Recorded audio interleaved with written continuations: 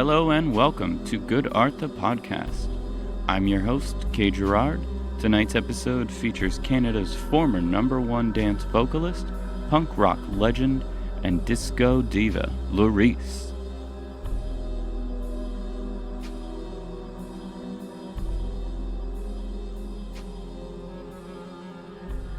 Alright folks, tonight I am speaking to the one and only Laurice, the infamous Laurice, Canada's former #1 vocal, male dance artist, yes. Male dance artist. Disco artist. Yes. Well, what was the one tagline? It was Canada's former #1 vocal hit sensation or something like that? Male dance vocalist. Yeah. Oh, okay. I mean, you could say disco, but of course it's dance now. It's branched out a lot. Sure. Since disco happened, you know. Yeah. I just did a release party here in Kelowna, in BC, Canada, about 1.5 weeks ago, and it was very successful. I had 2 videographers there, so a video of the performance will be released eventually, and it was packed out. Every seat was taken, and it was great. I just showcased the album and did an encore one of "I'm Gonna Smash Your Face In," and that people loved it. I was really happy because you never know when you perform a new album or a new song. You never know how it's going to go because it's not the tried and true familiar. You never know how it's going to go until you actually do it. And I did it. I took a risk, but I did it at Milk Crate Records in Kelowna here, which is a big, nice store here that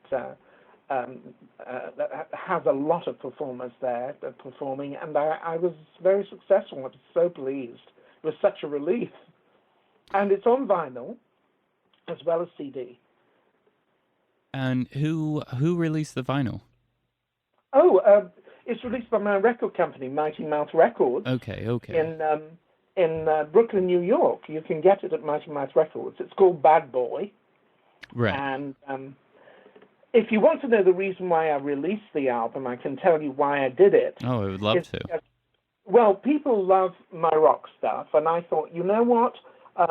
I released my Gaydar album, but there was a very targeted album for one section of the community, the LGBTQ community, but I wanted to broaden it this time. And there are a couple of gay reference songs on it, but it's really an album, a rock album for everybody. And what I wanted to do was, because rock has so many various styles, I wanted to investigate those styles and write in various styles. And I even put, which I'm very excited about, I have to tell you, KG, it's not released yet. I've not released a video yet. My 12-bar blues song, Bleedin', which I really, really am very excited about because I've never done a 12-bar blues song in all my 75 years of life on this earth. That's great. I've listened to the album. I feel foolish for not knowing that it was already released. That's okay. I guess I'm behind the times, which I tend to be. But I think the song that really sticks out is, was it Please, Mr. Policeman? Oh, yes. My record company thinks that's one of my best songs and also one of the best videos. I released the video last summer, actually, and I'm releasing an alternative black and white version this summer of that song. That's exciting. Indeed. Well, I know that a lot of people in America can really identify with that song, and I did perform it in Philadelphia about 18 months ago, and people really connected it when I headlined at the Philadelphia International Film Festival there, and they really, really could connect with that song. well, for obvious reasons, if you listen to the song. Right, It's about right. police brutality Yeah. and racialism Of course, yeah, yeah. and homophobia, all in one song. Mm-hmm. Yeah. Covering all of the uh all of All the those steps there. Yeah. bases, yeah. Yeah. So, uh I want You want to to know where I came from, right? I want to know where you came from and how you got this start. How you Well, I was born in North Wales a long, long time ago, actually during the war, the Second World War. And I went to Leeds University and got my liberal arts degree there. But I always wanted to go, I went straight into the music business as soon as I left university. I'd always wanted to. And I became, first of all, a session singer in London. And I did, stuff. I recorded at the Beatles' Abbey Road studio, Lansdowne, Apple, and many other recording studios as a session singer. And I finally became a producer. I did a lot of demos with Alan Parsons of the Alan Parsons Project and Peter Bown, who was the second and then first engineer at Abbey Road Studios. And I did a lot of stuff there, and actually a lot of it was released on Best of Laurice Volume 1 and Volume 2, which you may know about. I'm very familiar with both of those, yeah. Well, the first album is much more rock-oriented than the second one. The second, Volume 2, is more pop-oriented because I did so much. I recorded so much when I was in London. I did lots of stuff. And fortunately, I preserved it all. Otherwise, it would have got lost. Right. And I fortunately had, I had copies of everything. I also recorded other people, and that was really nice. And of course, I recorded my underground classic punk hits. When Christine Comes Around and I'm Gonna Smash Your Face In, which were, of course, instantly banned from radio, but became an underground success, and they're classics right up to this day. In fact, I did perform them at Milk Crate Records when I was doing my showcase. Because I've done a new version of When Christine Comes Around for the new album, Bad Boy album. So it was a struggle in England. I have to say that being gay did hold me back from some things, because I'd come out, actually quite early on when I went to London, and it didn't work in my favor. But the reason I left Britain and I emigrated to Canada was because the BBC was the only radio station there, BBC One, in London, and it was playing mainly American artists. It wasn't playing many English artists. If you were Elton John or producer, or a particular one or two producers, they were not playing British stuff, and there've been articles about it. In the early 70s, it was very, very difficult to get played there. I recorded a song by Spiv, Oh You Beautiful Child, which should have been a big, big hit, but they were leaving these copies at the BBC's doorstep. And what do you tell a band when they tell you that, oh, I'm sorry, you didn't even get heard by the BBC because they're not interested? I think, KG, there was a lot of payola going on at that time. It was very sad. So I decided to emigrate to Canada because I heard at a party I went to that Toronto was the place to be. So I went to Toronto and I became a disco diva. That's fantastic. It was quite accidental, yeah. but I did a whole album, actually, of disco songs, and you can get it, you can get it from me, Dance, Dance, Dance. I released it in 2009, and they were remixes of all of my 7-inch, 7-inch, 12-inch singles, and some were released, and some were very big hits, and some weren't. I had a worldwide hit with one of them, "We Will Make Love All Day and All Night," which is still played around the world today, and the Disco Spaceship. So that was quite something. I love sci-fi. I did Flying Saucers Have Landed and Spaceship Lover in England, and then I did the Disco Spaceship in Canada. And on my new album, I do one called Space Case, which I really love. I really enjoy that track as well, and I think it for Noisy they asked you about whether you had. I read something yesterday that you were talking about you had an experience with actual UFOs. Oh yes. A long time ago.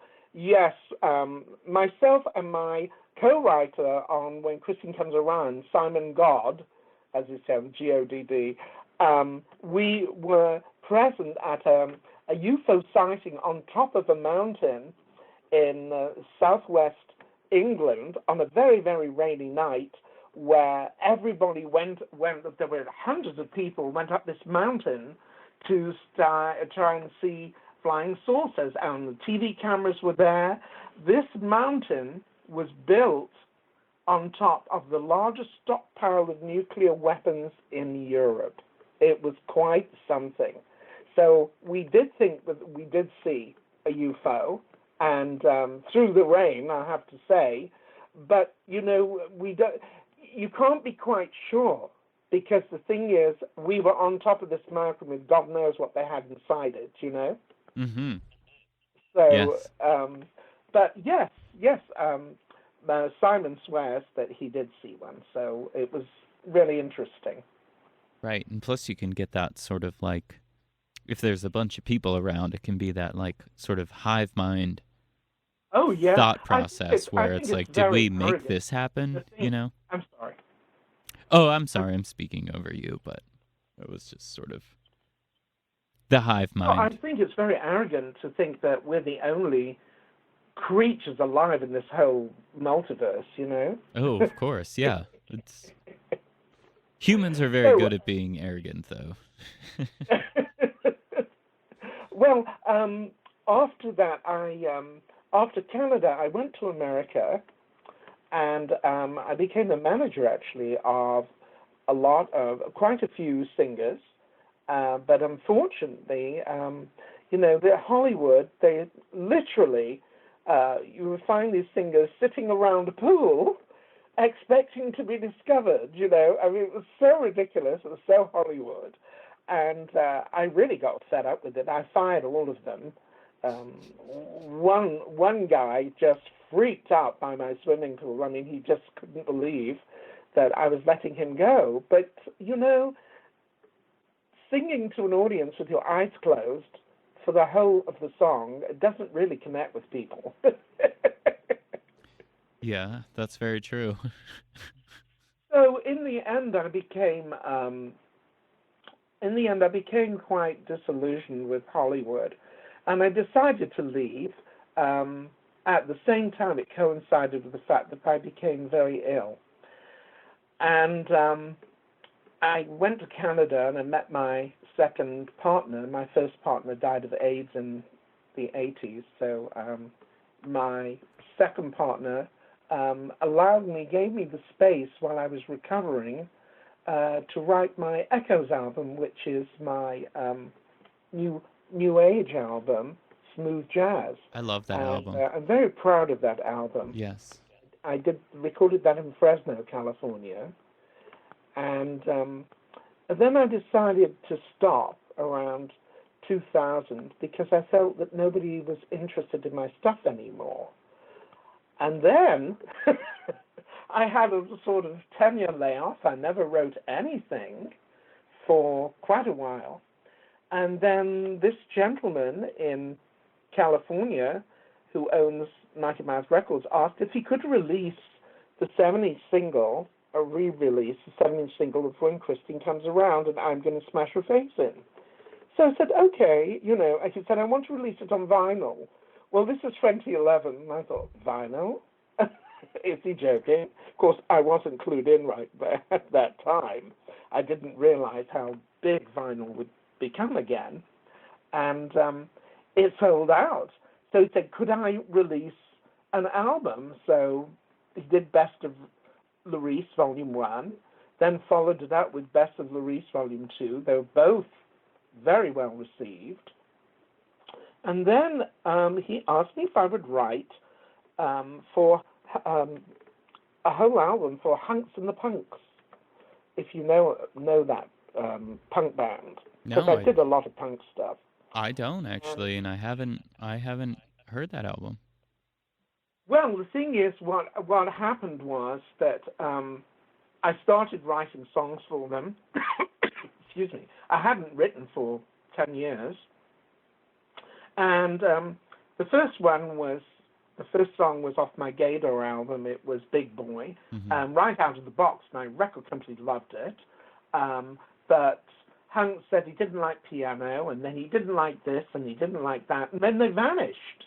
And I was left with all these songs. I thought, well, you know what? Why don't I remix them, write a few more, and release an album? And I released Gaydar, which was directed, as I said before, to the LGBTQ community. Very gay. And it was rock, and it's very out there. And I'm very proud of the album. It did not sell as well as the others, but it's still around. You can get it from Mighty Mouth Music. And then I released an album on CD of mainly ballads that I've done throughout my career, balladeer. At the same time, I realized that I could release videos, and I release videos of most of the songs on my albums now on YouTube, and they've been very well received. I think I've released over 60 already, and I've got a video for every single song on the new Bad Boy album, and been releasing them periodically. Do you have a favorite? Of all my videos or my songs? How about all of the videos first? All of my videos. My favorite video, that's it. Well, I did like my When Christine Comes Around video, which I did last year with my partner, Larry Norton. I think that's really a hit. I mean, yeah. It's quite something. If you've seen it, that is really quite something. And there's one other that I really like, and it says that this is an exception. This isn't my song. I did a cover version of a song that is public domain. It's an anti-nuclear war song. It's called The Sun is Burning, and I'm very, very proud of what I did with the song, because I feel that this generation, the new generations, need to know about this song. I hadn't sung it since college. It's called The Sun is Burning. And it's adapted from an old folk melody, and the Ian Campbell group released a version in 1963, which became a very big hit for the Campaign for Nuclear Disarmament movement in Britain. It was always sung at their gatherings, and I performed it when I was 20 years old in college. I've never performed it since. So I'm very proud of that one, but as I said, it's an anomaly because I don't usually record other people's songs.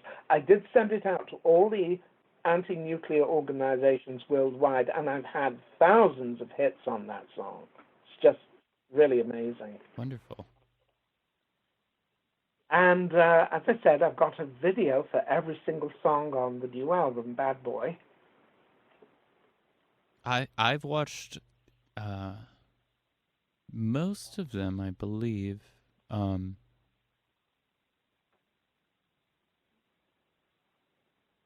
people people don't know, when you go to my YouTube channel, a lot of people don't realize that you have to click, when you've got to the channel, you actually have to click on the video button, and videos, then all of them come up.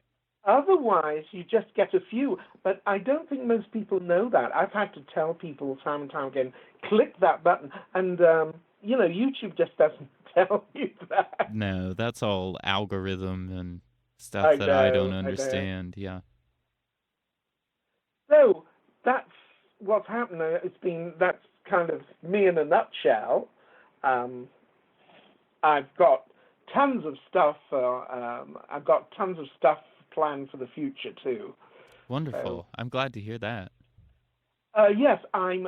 In fact, my next project is a massive project. It's a video album called Tribute, and that will be an album that is dedicated. I've written songs in the styles of various artists and genres that I've loved throughout my career, and new ones and old ones. Like, I've got one for Britney Spears, one for Roxy Music, one for Aerosmith, one for Dusty Springfield, one for New Wave, one for Motown. It goes on. And I'm very excited because it will be a video album. I'm doing a video for every single track. And that will be in 2020. You're still working on that, I assume. Oh, I'm working on it. Yes, I'm stockpiling the videos as we speak.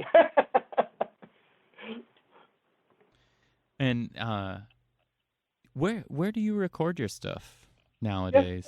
I record them just in my little 2-bedroom apartment, right at my desk, because I have a studio in my computer. Mm-hmm. I have a microphone. I just sing and mix, Right. But for the Bad Boy album, I did take all the tracks to the studio to remix because I wanted a bigger sound on it. Yeah, it definitely has a sort of a punk rock feel to it. It's pretty aggressive, and as a whole, I would say. Oh yeah, well, I wanted to do space rock for the Bad Boy album. I wanted to do 12-bar blues and some heavy metal pop rock and punk, and I got it all in. I'm really pleased about that. Who was your band? Oh, I don't have a band. I just do. I have I do all the backing tracks myself, except for guitar work because I don't play guitar, and I'm on my keyboard, but the guitarist is a local musician called Jim Reindress, and he's just brilliant. I mean, the stuff he did on the 12-bar blues one was incredible, but he's on every single track. Is he's in some of your newer videos too?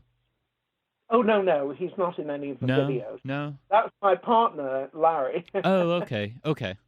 Although on the Bad Boy video, it's 2 friends of mine, married friends of mine, are on that video. I'm not on that video much. Mm-hmm. I mean, it's nice to be on the video, but I don't have to be there all the time. No, right. How was it re-recording when Christine comes around?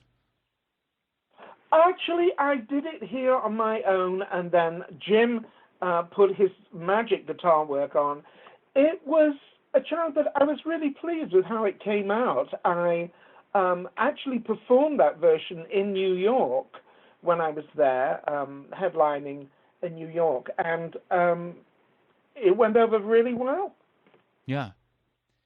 I've always been so curious. It's slightly faster than the original version, and I think the guitar carry-out at the end is just as good as the original. Yeah. I've always been so curious about where that song comes from, and I'm gonna smash your face in. That's quite a long story. I can tell you it's funny. How it was recorded was that why we wrote the songs, Simon, as I told you, my co-writer, he was a teacher after university. We were college mates, and after university, he was teaching at Wimbledon College outside London. I used to go out to see him, and stay the night. We would chat. But every time we did, this girl from upstairs called Christine would knock at the door, and in she'd come, and she was a very homely kind of girl. And she'd just sit there and not say anything and suck all the oxygen out of the room. And her visits were very inappropriate because she knew that Simon was engaged to a very lovely girl, Mary, who he eventually married. So it wasn't really appropriate, but Simon was too much of a gentleman to say anything. But one evening she came down and sat there so long. We were so angry that the next morning we were driving, Simon was driving me back into London, and as we were driving over London Bridge, we said, let's write a song about it. And we wrote the whole song in about 20 minutes. Oh, I imagine the two of you were laughing hysterically. Oh, of course we were. I Yes. mean, it was hysterical. Yeah. But, it's just one of those things. Yeah. And we went to see this guy in Tin Pan Alley, which was the seedy part of Soho, London, at the time in the early 70s. And we sung it to him because that was the center of the record industry at that time. And he just loved it. Yeah. And he happened to know, it's so weird, he happened to know this rich heiress called Prudence. And he carted us down to where she lived in this big mansion. We sung it to her, and she loved it.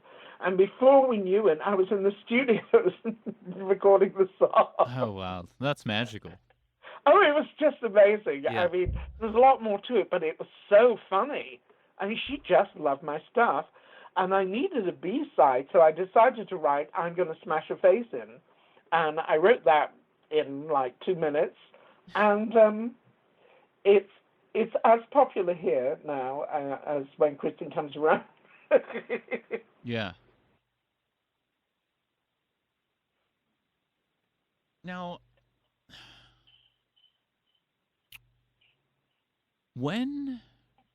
okay, so you got the grudge stuff, and then you move into the more hard rock stuff. Uh-huh.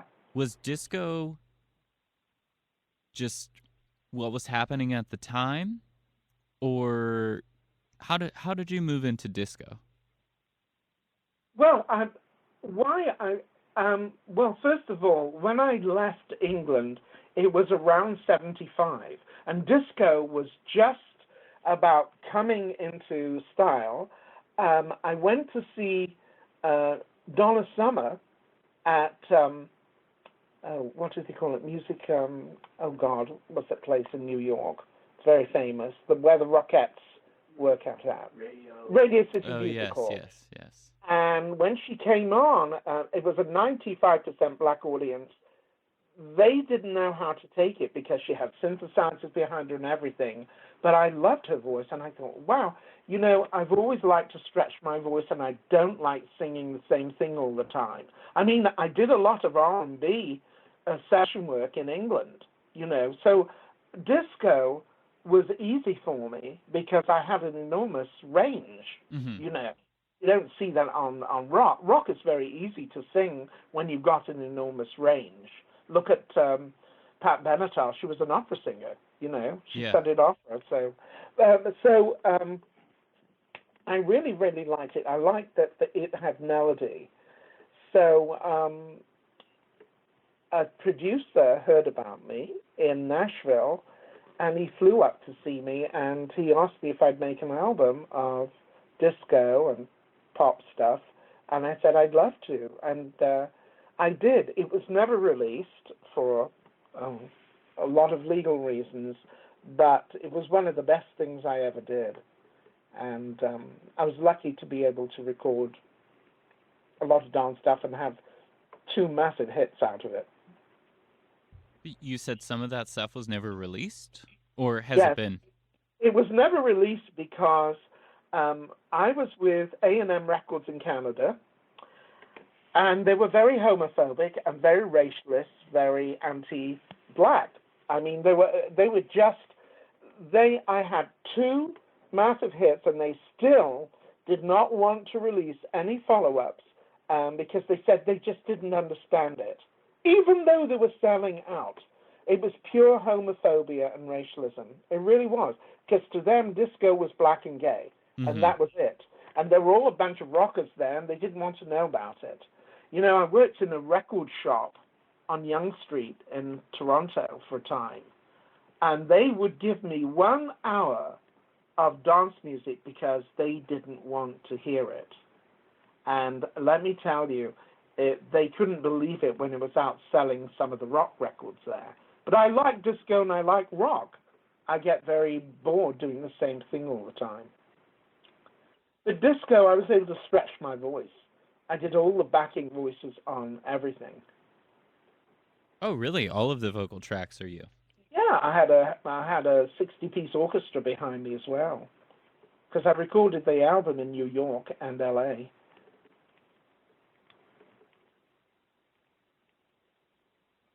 I'm really having like a fanboy moment here.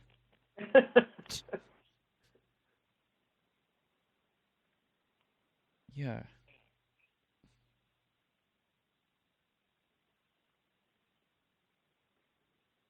What else could I? Oh, that's it. Oceans of Love. I gotta Oh, say. yes. That one, actually, a lot of that was done in Toronto. I gotta say, that is one of my favorite. Like. Oh, thank you. Yeah. I love it too. It's very different from the other disco stuff because it's more, I don't know, it's danceable, but it has quite a different beat from the others. Yeah, it has that great guitar lick. Yeah. Oh, yes, yes. Yeah. Well, that was mainly, I dubbed extra stuff on in New York for that one, but actually there was a Chinese-Canadian guy did all the synthesizer work on it, and he was absolutely brilliant. We did that in Toronto. He was a friend of mine. Hmm.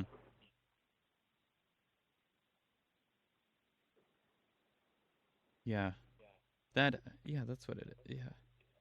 Canada's former #1 dance vocalist. That's what the cover of Dance Dance Dance I was, says. because I was voted that by the Toronto and Montreal disco pools, who were the people who mattered at the time.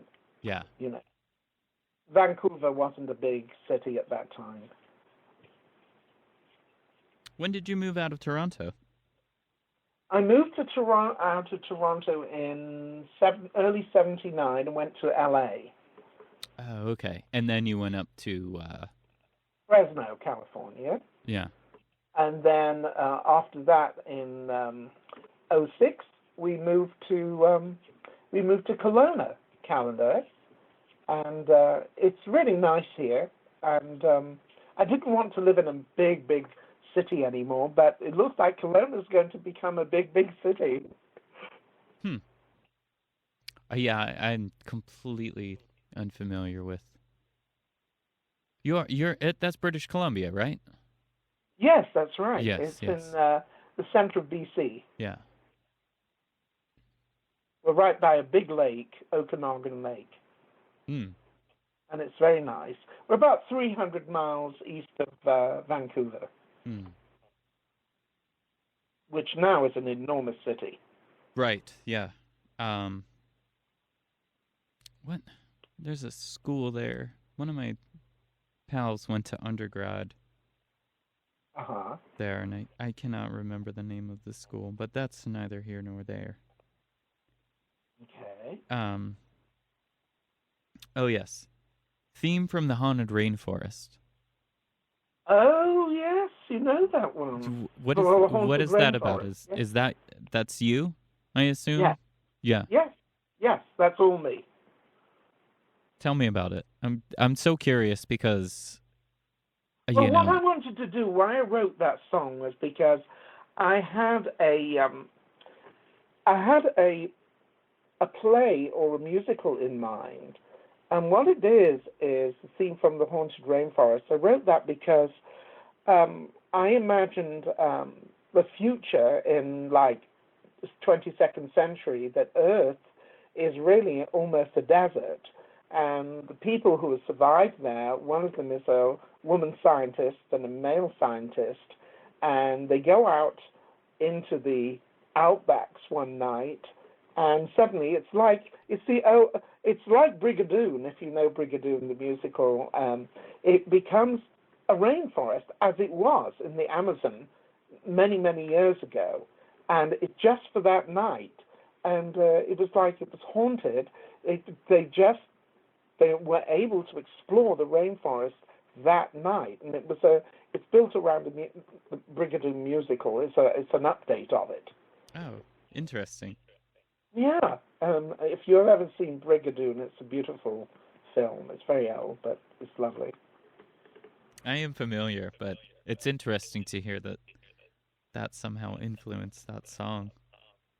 Well, I could put a needle down the record player when I was 2 years old. That was 1946. So my musical history goes from 1946 really right up to the present, really.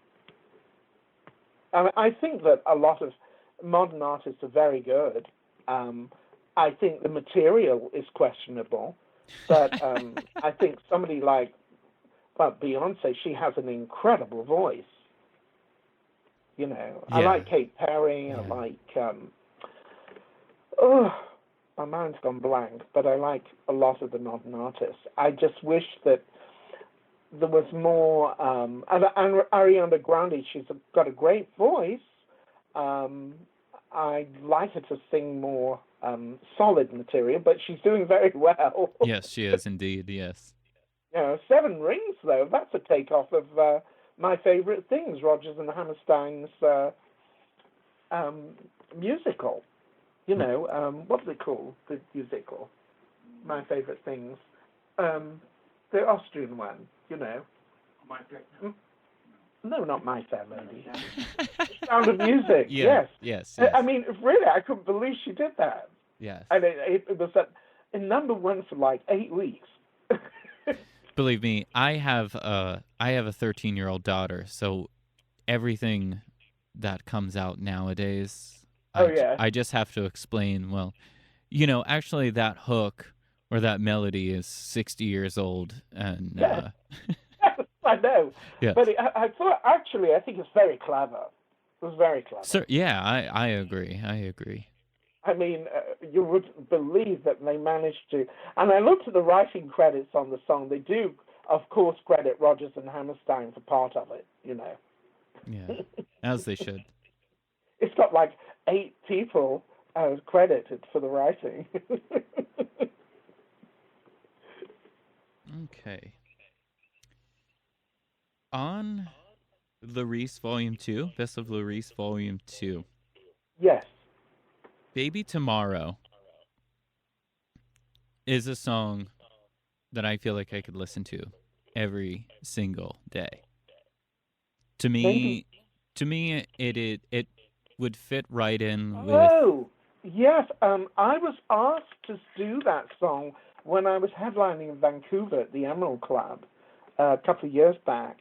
That was a special request from the recording engineer. He asked me if I would do it. I'd never actually performed it in public. Wow. It's really Southern rock. You do know that, right? Yes, yeah. I get the feel and the mood of it, but your voice complements that very, very well, and I feel like that is a pop single that will be in my rotation for the rest of my life. Oh, thank you. Yeah. Thank you very much. Yeah, I do like that song very much. And you know who played the guitars on that song was Alan Parsons himself. Get out of here. Really?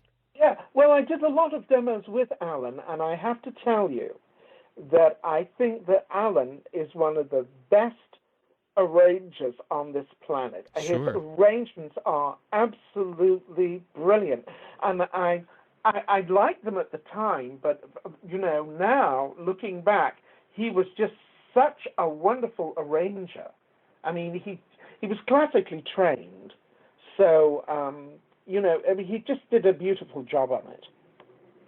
It's a beautiful song. Well, thank you. Yes, yes, indeed. What other ones do you like? Oh. I mean, of all my songs. But like, He's My Guy and Born to Serve. Yeah. It's hard to come across really pro-gay male music like that has an edge, especially it's, being, a couple decades old at that point. It just felt really refreshing and exciting, because for me, encountering that, it was more in like industrial music or sort of like club music, whether it be from Toronto or England or certain places in the States.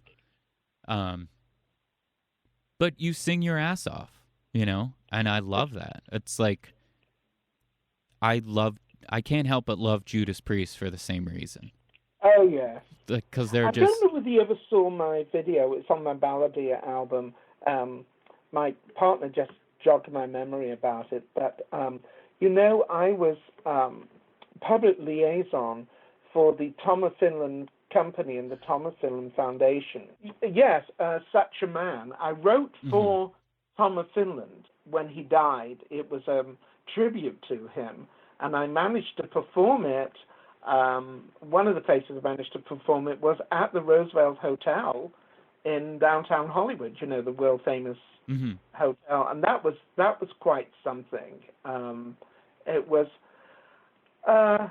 the song. I really am very proud of the song. I'm very proud of the lyric, because I think it really says a lot about what was then the leather community. I was part of that for a while, and I'm very glad I was. Me too.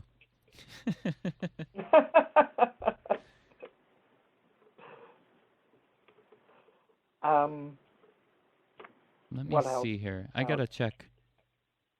I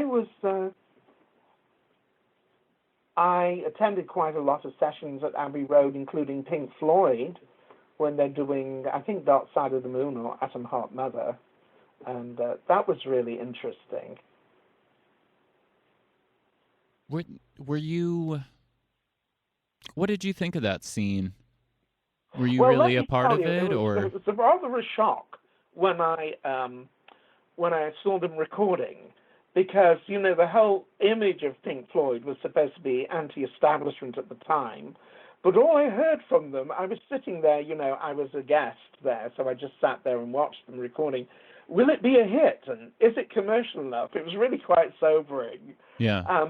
It didn't sour me on the band, because it made because I realized that they were human like the rest of us. They needed to make some money, so I quite understood that.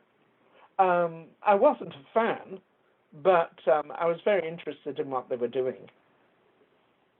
Yeah, I prefer them. them. Very different scene from my scene at the time, so it was nice to see another perspective. Well, I met a lot of artists, and of all types: disco ones, rock artists, pop artists. One thing that was very interesting was I went to see Jimmy Ruffin. You know the song "What Becomes of the Broken Hearted"? I the do. Motown song. He wanted to buy my guitar, but I didn't want to sell it. It's a good thing I didn't, because I wouldn't have been able to write some stuff that I'd wrote afterwards. Are you going to tour in the States? I don't know. I have toured. In fact, I did Philadelphia and New York about 18 months ago. So it was quite exhausting. But I'm 75, so I do. So I don't know. I know my record company wants me to come back to New York, but we'll see. Well, I hope you do. But I want to thank you very, very much for taking the time to interview me, KG. I have been looking forward to it, and it's really nice of you to take the time. Oh, believe me, it's my pleasure. I feel like most of the interviews that aren't audio are real brief, and as a fan, you've got a lot to edit here. Yeah, as a fan, I really just wanted to get a sense of who you are. Well, thank you very much. That's very nice of you.